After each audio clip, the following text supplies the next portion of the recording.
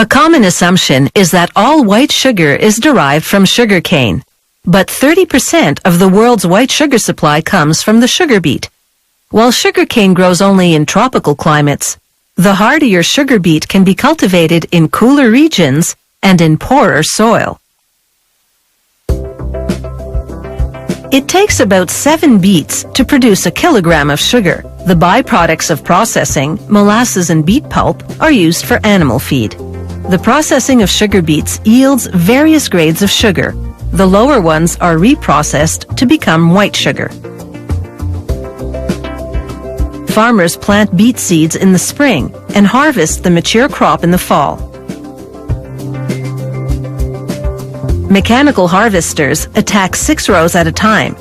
They rip the plant out of the ground, chop off the leaves and crown, leaving just the bulbous root.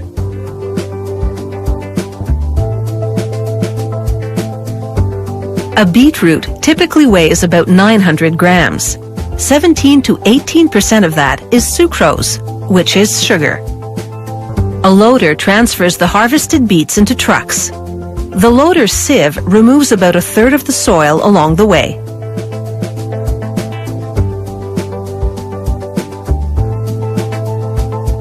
When the trucks arrive at the sugar factory, they unload the beets, soil and stones included, onto a conveyor belt, which transports them to a washing station.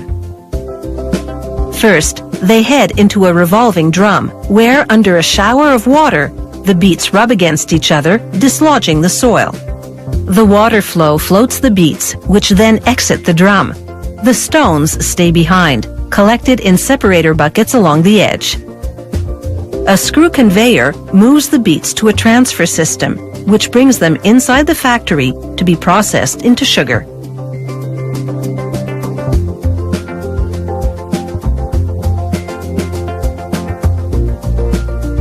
Inside, slicing machines cut the incoming beets into cassettes, strips about the shape of French fries but smaller.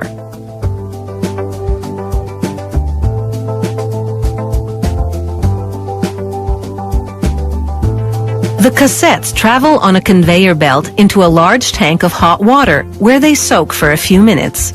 This gets their cell membranes to begin opening, clearing the way for the sucrose to exit during the next operation, in which the cassettes are pumped to the bottom of a 20-meter-high extraction tower. A rotating shaft within the tower transports them slowly upward against the downward flow of hot water. This draws out the sucrose, producing a sugary water called raw juice. The next step is to purify this raw juice. In a giant kiln, they burn limestone with coke to produce the chemical compound calcium hydroxide, also called lime milk. They add it in several stages to the raw juice. Meanwhile, they press the sucrose-stripped cassettes into pulp to sell as animal feed. They add carbon dioxide to the lime milk and juice mixture. This absorbs 1/3 of the juice's impurities, enabling a filtration system to remove them. The raw juice exits as a golden sugar solution called thin juice.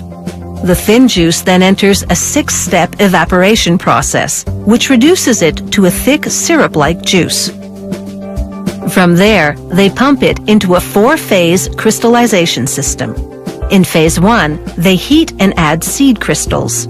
Tiny, identical-sized sugar crystals made separately using a complex cooling and evaporating process.